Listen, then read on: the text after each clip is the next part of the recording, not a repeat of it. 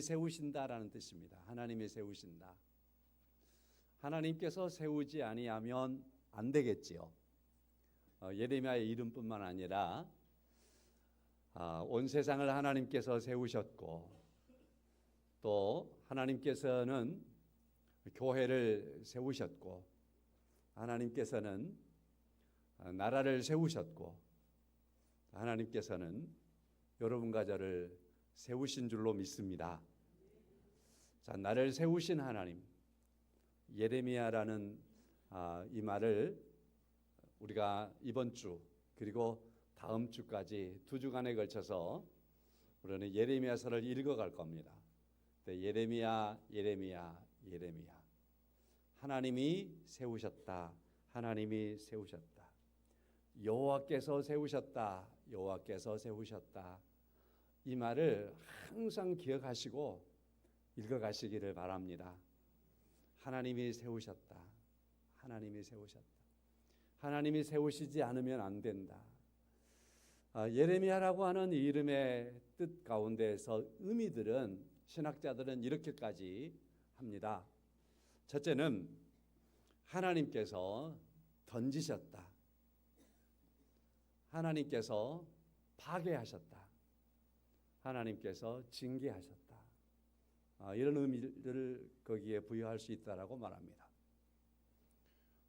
유대라고 하는 나라를 예레미야 선지자가 활동하던 시대에 예레미야 선지자를 통해서 계속해서 메시지를 주십니다.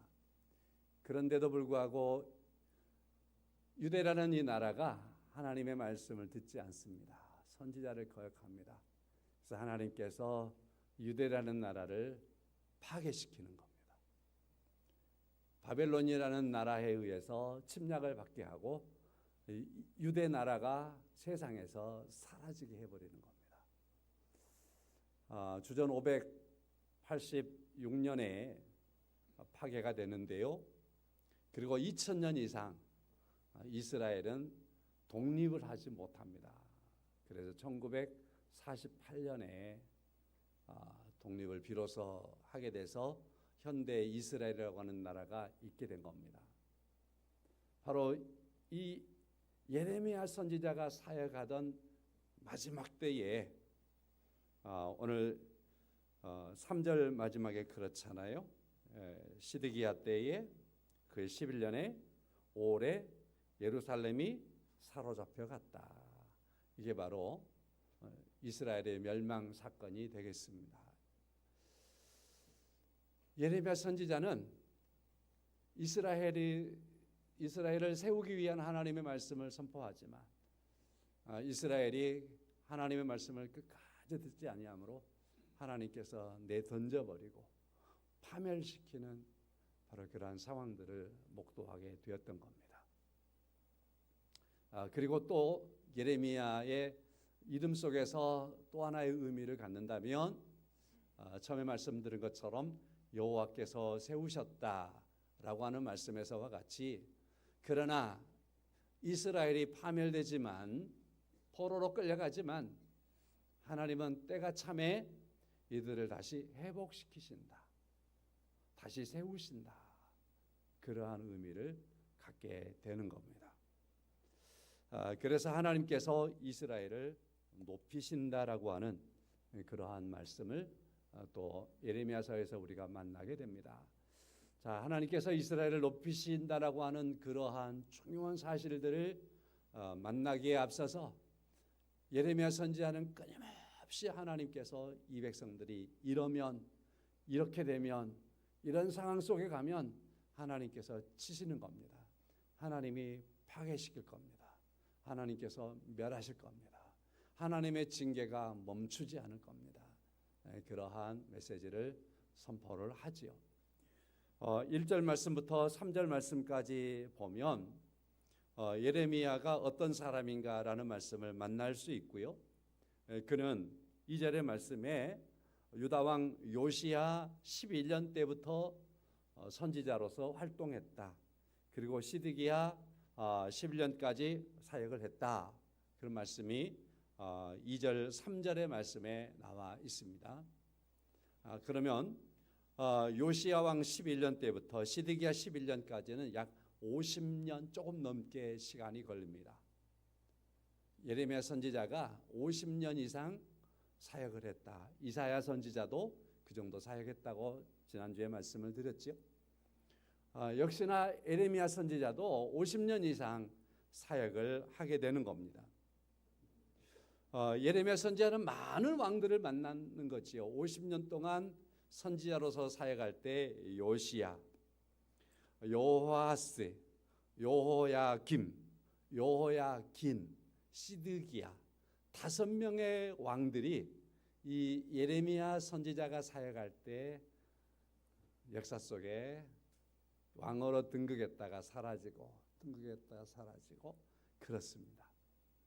5명의 왕이 예레미야 선지자가 사역할 때에 그들이 있었는데 모두가 다 예레미야 선지자의 그 예언의 말씀, 그 하나님의 말씀을 다 거역하는 거예요.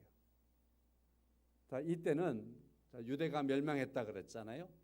이스라엘의 멸망 전 50년 동안 예레미야 선지자가 사역할 때 5명의 왕들이 스쳐가는데 이 왕들이 예레미야를 세워서 증거되는 하나님의 말씀을 하나같이 거절하는 거예요. 하나님의 말씀을 모두가 다 싫어하는 거예요. 심지어는 예레미야 선지자를 향해서 매국노라 그렇게 하면서 선지자를 핍박하고 거역하는 거예요. 거짓 선지자를 세워서 예레미야 선지자를 두들겨 패는 거예요. 굶주리고 그리고 웅덩이에 빠뜨리기도 하고 그러는 겁니다. 그런 말 하지 말라고 협박을 하기도 하고, 자, 그러면서 하나님의 말씀을 전하지 못하도록 하는 왕들의 일들이 계속해서 일어날 때에 예레미야 선지자가 그럼에도 불구하고 포기하지 않고 선지자로서 50년 동안을 버텨내는 겁니다. 사랑하는 성도 여러분, 선지자이니까 그랬으려니 라고 우리가 치부해버리지 말고 우리에게 있어서도 하나님을 믿고 살아가야 하는 우리의 믿음의 삶은 하루 이틀 하고 끝날 건 아니지 않습니까? 우리는 평생을 통하여서 믿음의 생활을 이루어가야 하는 줄로 믿습니다. 그래서 예레미야 선지자가 사역자로서 50년 동안 그가 죽기까지 평생 동안 하나님의 말씀을 품고 하나님께서 주신 그 사명에 붙잡혀서 믿음의 삶들을 살아간 것과 같이 여러분과 저도 우리의 삶의 평생 동안 하나님의 말씀을 붙잡고 하나님의 말씀에 사로잡혀서 그 말씀 안에서 주어지는 내 생활이 어떻게 되어야 되는가, 나의 삶이 어떻게 이루어져야 되는가 하는 것들을 늘 기억하고 그 말씀을 포기하지 않고 살아가는 여러분과 제가 될 수 있기를 간절히 소망합니다. 예레미야 선지자에게 많은 방해가 일어나잖아요. 심지어는 거짓 선지자들이 일어나서 반박하기도 하고 권력의 최정점에 있는 왕들이 예레미야를 앞에 세워놓고서 예레미야를 협박하고 이 나라가 어떻게 되겠느냐, 그러면 이래 된답니다. 그러면은 그런 말 하지 말라 하면서 예레미야를 협박하고 예레미야를 계속해서 핍박의 순도를 넘어서 말이죠, 굶주리게 만들고 예레미야가 하나님 나 차라리 죽여달라고 그렇게 하소할 만큼 선지자를 그렇게 계속해서 몰아붙이지만 그럼에도 예레미야 선지자가 그 사역을 멈추지 않은 것처럼 우리에게도 믿음의 삶들은 하나님의 말씀대로 살아가야 하는 그런 삶들은 멈추어서는 안 되는 것이 그리스도인들의 삶인 줄로 믿습니다. 그렇게 되기를 축원합니다. 다시 한번 그렇게 되기를 축원합니다. 하나님이 함께 하실 줄로 믿습니다. 제가 우연치 않게 김유비닷컴을 운영하고 있는 김유비 목사라고 하는 분의 간증을 듣게 됐습니다. 새롭게 하소서에서 잠깐 한 10분 들었기 때문에 다시 제가 사무실 와가지고 컴퓨터를 켜고 이분에 대한 간증을 1편, 2편, 3편을 그냥 다 모조리 한번 다 들어봤습니다. 이분이 이런 간증을 합니다. 간증의 제목이 죽으려는 순간 나를 찾아오신 하나님이었습니다. 어렸을 때 아버지가 폭력적이고 술을 마시면 구타를 많이 하고 식구들을 많이 때리고 그러는데 자신이 5살 때 아버지에게 얼마나 맞았는지 죽었다 생각하고 보자기로 싸서 방치해 두었을 만큼 그렇게 아동폭력을 당하면서 자라났던 이 아이가 이제 목사가 된 겁니다. 목사가 됐는데 성장하면서 이 집에서 어떻게 하면 탈출할 수 있을까 고민하는 중에 기숙사가 있는 기숙고등학교를 알게 되었고 그 학교에 가기 위해서 자기 점수는 턱도 없었지만 그럼에도 불구하고 어떻게 기적적으로 안산 동산고등학교에 입학을 하게 되었고 그래서 기숙사 들어가서 사는 게 좋았다. 그래서 주말이면 친구들은 다 집에 가지만 1년 동안 집에를 오지 않았는데 1년 만에 집에 오니까 엄마 아버지가 그래도 이제 아들이 왔다고 맛있는 밥 지어놓고서 있는데 그걸 보니까 막 우라통이 쳐오르니까 밥상을 엎어버리고 뛰쳐나가면서 내가 오늘 저녁에 죽을 겁니다. 그러면서 이제 그가 지금껏 생각했던 자기 동네 앞에 큰 은행나무가 있는데 그 은행나무에 목을 메어 죽는 그러한 생각을 많이 했고 어떻게 하면 죽을 수 있을까 그에 대해서 연습도 했고 그래서 그날 저녁에 죽겠다 생각하고 아버지 엄마에게 화를 내면서 내가 죽으면 아들이 죽었다는 것 때문에 부모로서 평생 동안 죄책을 가지고 살아보십시오. 그러면서 뛰쳐나갔다고 합니다. 은행나무에 도달해서 은행나무에 기대고 앉아 있는데 울음이 나오고 근데 그때 스쳐가는 게 5살짜리 아이가 폭력을 당해서 급한 죽어가는 아이의 모습이 보이는 거죠. 이 아이가 그렇게 맞아가는데 그렇게 급한 죽어가는데 아무도 돌보지 않는 방치되어 있는 그런 아이를 보게 됐는데 문득 생각 속에서 신이 있다면 이렇게 아이를 버려둘 수 없지 하면서 신을 향해서 호소했답니다. 나는 당신을 부정합니다. 나는 당신을 믿지 않습니다. 나는 당신을 거역합니다. 자, 그러는데 그 5살짜리 그 아이가 보이는데 문득 자기 입에서 만약에 당신이 신이라면 어떻게 이렇게 이 아이를 버려둘 수 있습니까? 어떻게 방치할 수 있습니까? 이렇게 죽어가도록 이렇게 맞도록 어떻게 그렇게 할 수 신이 없기 당신이 신이 아니기 때문이 아니십니까? 그러면서 부정하고 있는데 그의 내리에서 스쳐가는 어떠한 내적인 소리가 뭐냐면은 미안하다. 너에게는 잘못이 없다. 너가 이처럼 너희 집에 태어난 것이 잘못이지. 너의 그 집에 네가 태어난 이유를 아느냐? 이렇게 이 가족을 이렇게 하고 네가 죽으라고 태어나는 게 아니라 너를 통해서 너의 가정에 너의 아버지와 같은 그런 사람을 살리기 위해서 새롭게 하기 위해서 너를 태어나게 한 거다. 그러니 미안하다. 지금껏 방치한 것처럼 두어서 미안하다. 조금만 더 참아다오. 조금만 더 참아다오. 그러면 너를 통해서 너의 집이 다시 새롭게 되고 설 거다라는 그런 음성 같은 게 스쳐갔다라는 거예요. 그래서 그 스쳐가는 생각에 사로잡혀서 그가 불뚝 일어서서 아침에 날이 새도록 그렇게 몸살을 하고 집에 들어와 가지고 부모님에게 큰절을 하고 보니까 어제 저녁에 자기가 엎어버렸던 상은 다 치워져 있고 부모님에게 큰절을 하면서 어제까지 엄마 아버지 아들은 죽었습니다. 나는 이제 다시 태어났습니다. 그러면서 그가 지금까지 왜 이런 집에서 내가 태어났는가라고 하는 이유를 알게 되었고 앞으로 이 집을 위해서 어떻게 살아가야 하는가 하는 이유를, 목적을 발견했기 때문에 그는 다시 일어섰고 학교 가서 공부를 시작했고, 그리고 지금은 목회자가 되었다라고 하는 대충 줄거리입니다. 그러한 간증을 들어보았습니다. 사랑하는 성도 여러분, 이제 고등학교 1학년, 2학년 올라가던 그런 나이니까 이제 청소년기잖아요. 근데 그 아이가 지금까지 내가 왜 이 집에서 살아와야 했던가를 알고 앞으로 내가 어떻게 무엇을 위해서 살아가야 하는가를 알았을 때 이 아이는 죽음을 이제는 포기하고 살아야 할 이유를 발견하는 아이가 되었다라는 겁니다. 자기의 살아야 될 목적, 사명이라고 해야 되겠죠.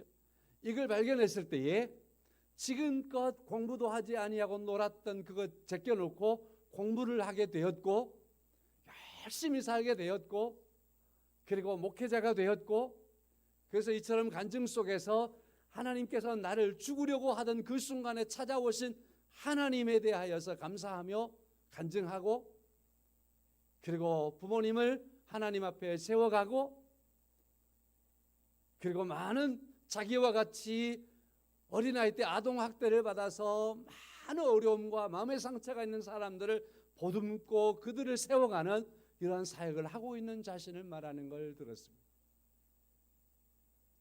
많은 어려움이 있지만, 그러나 그 어려움을 극복할 수 있는 것은 내가 해야 할 일이 무엇인가, 하나님께서 내게 주신 사명이 무엇인가를 붙잡으면 그때는 주저앉아 있던 사람이 일어설 수 있습니다. 죽음의 직전에 있는 사람이 다시 삶의 활력을 갖고 설 수 있습니다라고 하는 그런 말과 같이 오늘 본문의 말씀에서 우리가 예레미야를 보는 겁니다. 여러분과 제가 예레미야서를 읽어갈 겁니다.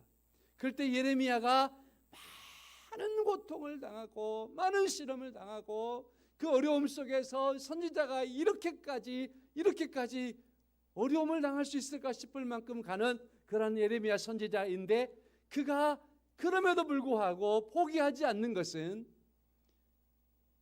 오늘 본문의 말씀에서 우리가 비춰보게 되는 바로 이것 때문입니다. 4절 말씀, 여호와의 말씀이 내게 임하니라. 바로 이런 말씀이 예레미야 선지자를 세워 나가는 겁니다. 최근에 우리 사회에서는 그 누가 한 말이냐, 이걸 파기 위해서 지금 몸살을 하고 있잖아요. 누가 한 말이냐 이거에 따라서, 누구의 지시였느냐 이거에 따라서 파장이 크잖아요.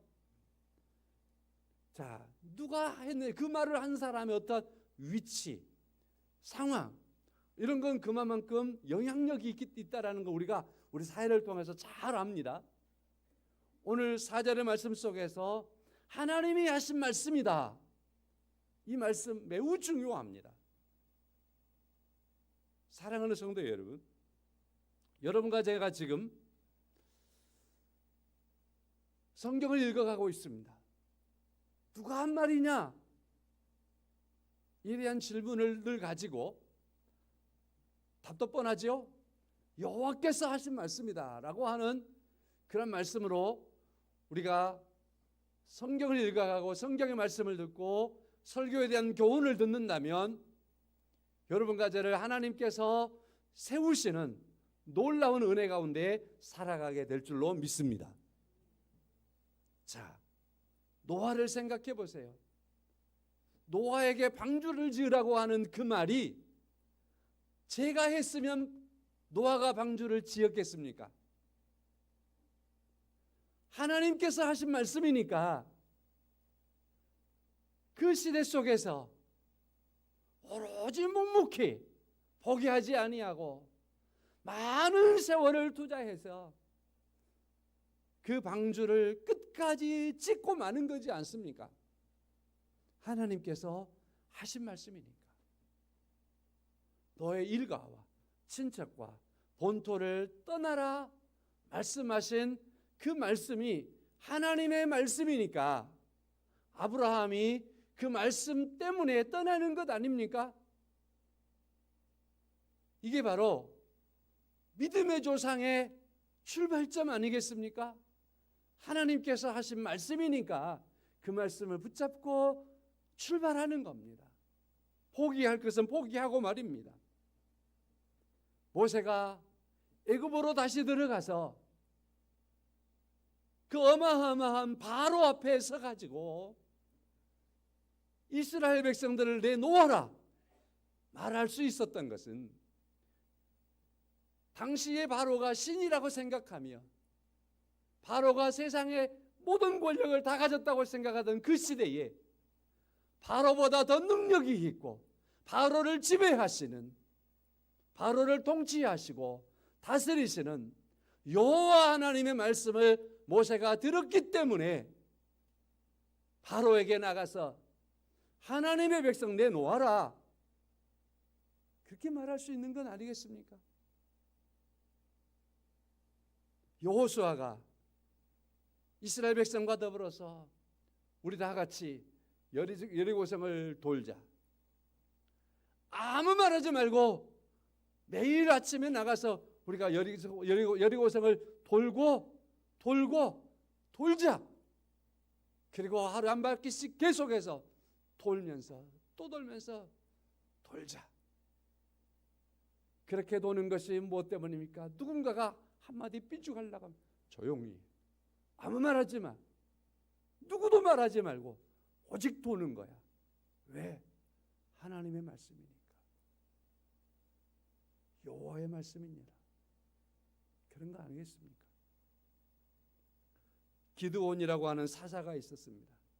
겁쟁이, 아주 겁쟁이. 그래서 포도주 틀에 들어가서 몰래 숨어서 타작을 하고 있었습니다. 그런 기드온에게 하나님께서 나타나셔서 기드온을 부르시는 거지요. 큰 용사요. 겁쟁이를 향해서 하나님이 큰 용사요. 숨어서 자기 자신을 나타내지 못하고 있는 기드온을 향하여서 하나님이 큰 용사요. 하나님께서 기드온을 부르심으로 말미암아 하나님의 부르심에 응답하였을 때 이 사람이 큰 용사가 되는 것 아니겠습니까? 마찬가지겠지요. 사랑하는 성도 여러분, 이 시대를 살아가는 우리의 삶 속에서 많은 이야기가 있고 많은 소리들이 있고 많은 교훈이 있지만 무엇보다도 여러분과 저의 귀가 열려서, 영음이 열려서 하나님의 말씀과 하나님의 음성을 듣는 은혜가 있기를 축원합니다. 그래서 하나님께서 내게 하신 말씀이다라는 그 말씀을 우리가 붙잡고 일어서야 될 때는 일어서기도 하고 나아갈 때는 나아가기도 하고 뭔가 우리가 붙잡고 계속해서 돌아야 할 때는 돌기도 하고, 그럴 때 인생이 바뀌고 전쟁에 승리를 하게 되고 민족이 살게 되고 큰 용사가 되는 은혜가 있게 되는 줄로 믿습니다. 예레미야와 같은 선지자는 그렇게 되는 겁니다. 여호와의 말씀이니라, 하나님의 말씀. 그래서요, 오늘 본문의 말씀만 짧지만 10절까지 읽어보면 내가 하나님이 내게 이러한 의미와 표현들이 꽉 차 있고요. 이 예레미야서를 쓰면서 예레미야가 의도적으로 그걸 밝히고 있는 거예요. 여호와께서 내게, 여호와의 말씀이, 하나님이 내게, 이런 표현들이 말씀에 가득 차 있습니다. 성도 여러분, 하나님이 내게 뭐라 말씀하시는가? 하나님이 오늘 우리에게 하시는 말씀이 무엇인가?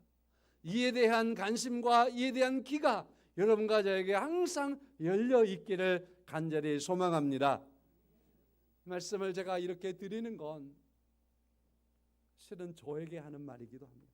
제가 이렇게 말씀을 준비해 놓고 가만히 생각해 보니까 저도 엉뚱한데 많은 관심이 있고 길을 많이 열어놓고 거기에 파고 들어가고 막 있더라고요. 그래서 하나님의 말씀을 내가 더 듣기를 원하고 하나님의 말씀이 내게 이르렀다라는 사실과 내게 이르신 그 하나님의 말씀에 내가 많이 놓여져 있었구나 하는 것들을 스스로 생각하며 하나님 앞에 회개하며 이 말씀을 함께 나눕니다. 우리는 사도행전을 주일 오후에 공부하고 있어서 거기 보면 10장의 말씀 보면 고넬료라는 가이사랴 고넬료라고 하는 백부장이 있지 않습니까? 잘 아는 것처럼 베드로를 하나님의 말씀대로 초청을 해놓고 베드로가 도착하니까 베드로를 향해서 고넬료가 말합니다. 베드로를 바라보면서 고넬료가 이렇게 말하는 거예요. 오셨으니 잘하셨습니다. 말씀하십시오. 당신이 말씀하십시오. 그렇게 해놓고서 자기의 태도를 이렇게 말하면 우리가 다 하나님 앞에 있나이다.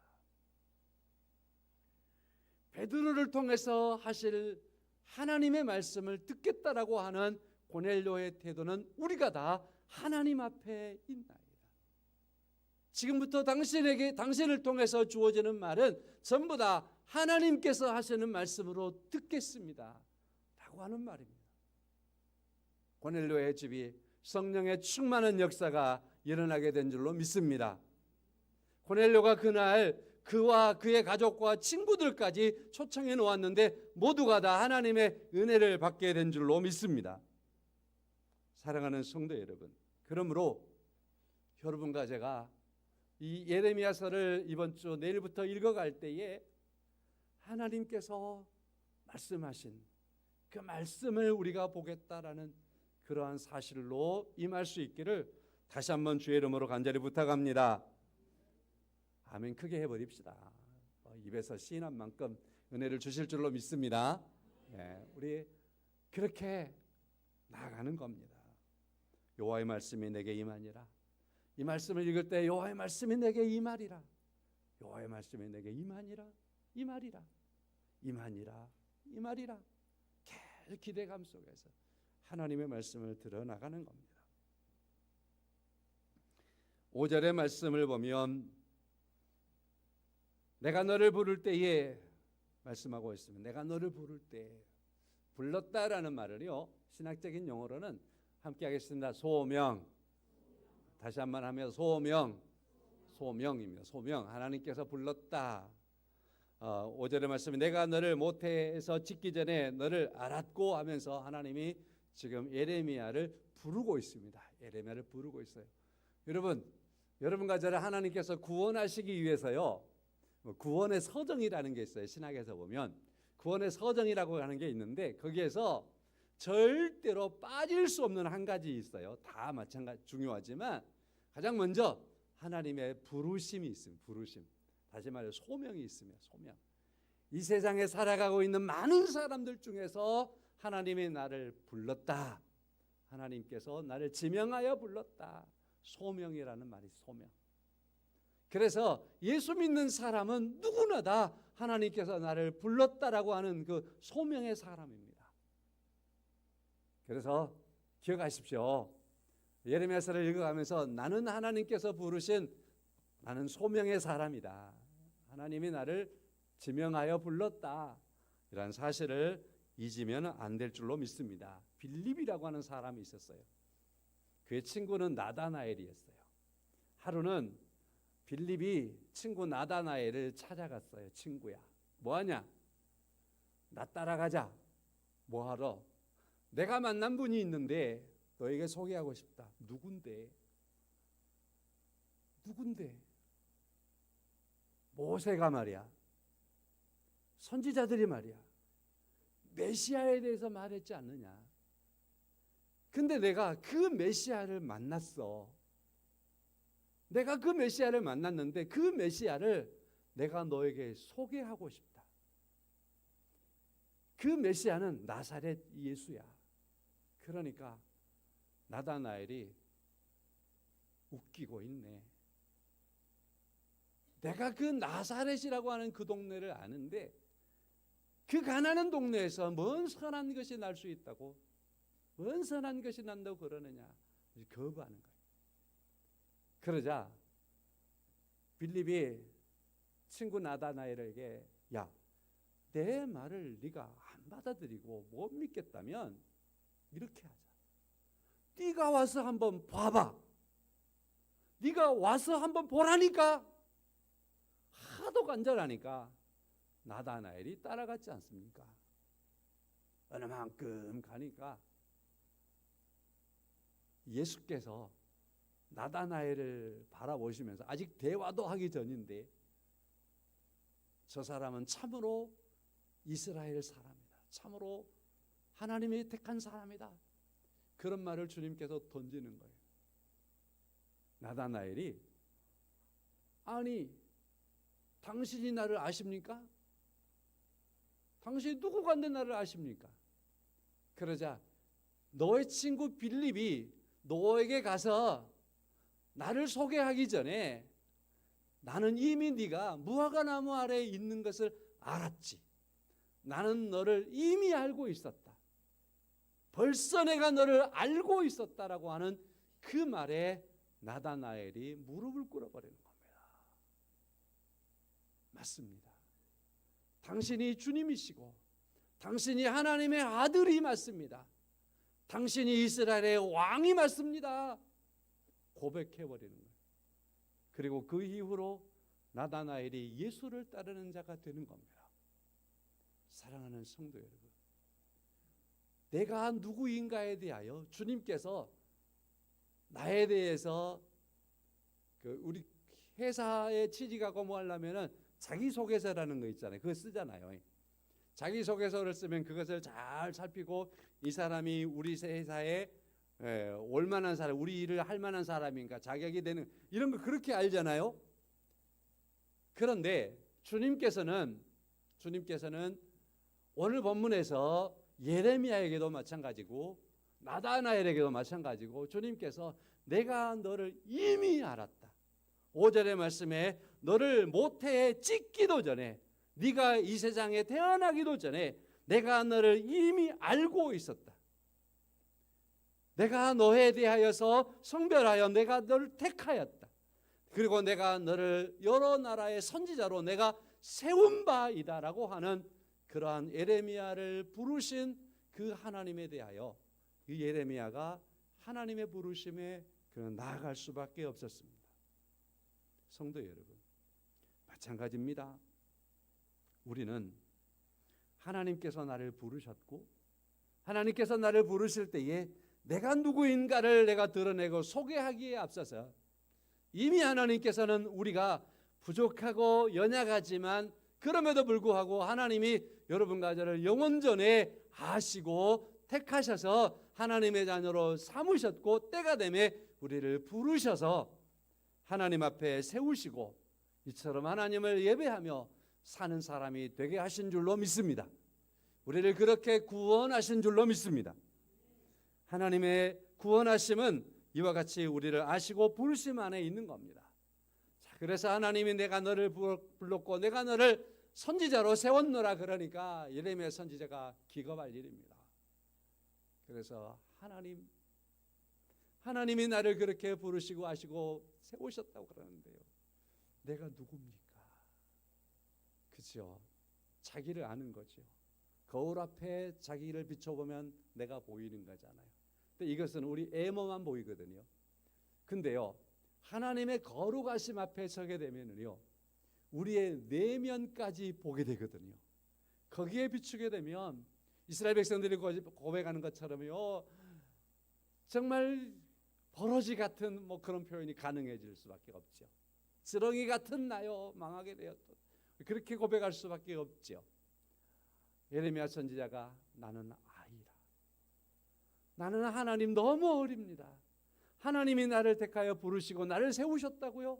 하나님이 그 세우심에 대하여 부르심에 대하여 내가 하나님 앞에 지금 있는데요, 하나님 나는 아이라 그러면 여기서 아이라고 하는 이 말은요 성경에 여러 번 등장하는데, 아이라고 하는 이 말은 우리 그 사람에 있어서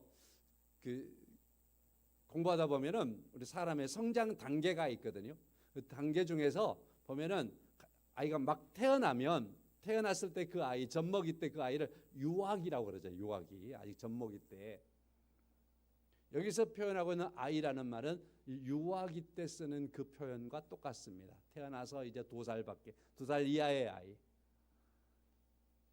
엄마의 손이 아니면, 엄마의 젖이 아니면 스스로 살 수 없을 만큼, 자기 존재를 지켜갈 수 없을 만큼 아주 빈약한 아이지요. 예레미야는 하나님, 나는 하나님 앞에 유앗 같은 아이입니다. 젖먹이 아이 같은 아이입니다. 이제 갓 태어난 아이 같은 아이입니다. 그런 나를 하나님 어떻게 하시려고 그럽니까? 하시면서 예레미야가 하나님 앞에 슬프도소이다 여호와여 보소서, 나는 하나님 보시기에도 아이지 않습니까? 젖먹이만 못하지 않습니까 하나님? 그러자 하나님께서 7절 말씀에 말씀합니다. 너는 아이라 하지 말아라. 너는 아이라 하지 말라. 오늘 제목이 아이라 하지 말라 하는 말씀입니다. 아이라 하지 말라 하시는 하나님께서 7절, 8절, 9절 말씀을 통해서 계속해서 하나님은 내가 너를 보낸다. 내가 너와 함께하여 너를 구원하리라. 내가 너에게 내 입에 말을 내가 줄 거야. 내가 너를 여러 왕국에 세워서 그 왕국에 대하여서 파괴하기도 하고 파멸하기도 하고 넘어뜨리기도 하고 건설하기도 하고 심게 하도록 너를 내가 통하여 일할 거니까 아이라 하지 말라. 아이라 하지 말라. 그렇습니다. 실제적으로 우리는 심히도 연약하고 아이 같은 존재들이지만 하나님께서 우리를 택하셔서 우리에게 하나님께서 예레미야 선지자에게 하나님의 손으로 그의 입술에 말씀을 주시면서 내 말이니라, 4절에 시작하면서 내 말이니 여호와의 말씀이 임하니라 그랬죠. 하나님의 말씀이 우리에게 임하고 여러분과 저의 심령에 임하고 우리를 새롭게 함으로 말미암아서 우리를 세우실 때에는 우리가 그때에도 아이라고 하는 건 무슨 말이죠? 그때에도 아이라고 말하는 건 그건 핑계예요, 핑계. 그래서 하나님이 예레미야 선지자에게 내가 너의 입술에 내 말을 주었으니 이제부터는 너는 아이라 하지 말아라. 지금부터 아이라고 버틴다면, 지금부터 아이라고 계속해서 네가 아니라고 말한다면 너는 나에게 핑계하고 거절하는 거니 아이라 하지 말라. 내 말이 너에게 임하였고 내 은혜가 너에게 임하였고 내 능력이 너에게 임하였으니 이제부터는 아이라 하지 말고 핑계하지 말고 내가 너를 보내는 곳에 가서 파괴할 것은 파괴하고 건설할 것은 건설하고 심을 것은 심도록 하라고 하시는 그런 하나님의 말씀이 선지자에게 주어지고 있는 거지요. 오늘 그리스도인 된 여러분과 저에게 똑같습니다. 하나님의 말씀이 우리에게 임한 줄로 믿습니다.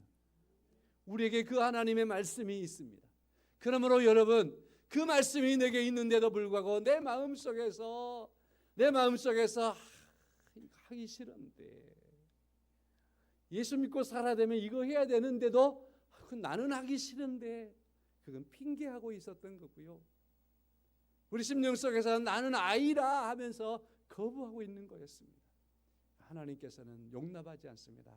아이라 하지 말라. 오늘 이후로 여러분과 저의 삶이 그리스도인으로서 아이라 하지 아니하고 핑계하지 아니하고 하나님이 여러분과 저를 세우신 그곳에서 무너뜨려야 될 것은 무너뜨리기도 하고 파괴해야 될 것은 파괴하기도 하고 넘어뜨려야 될 것은 넘어뜨리기도 하고 세워야 할 것은 세우기도 하고 심어야 될 것은 심기도 하며 살아가는 그런 그리스도인 된 삶들을 우리가 함께 살아갈 수 있기를 주의 이름으로 축원합니다. 찬송합시다. 나 맡은 본부는 595장입니다.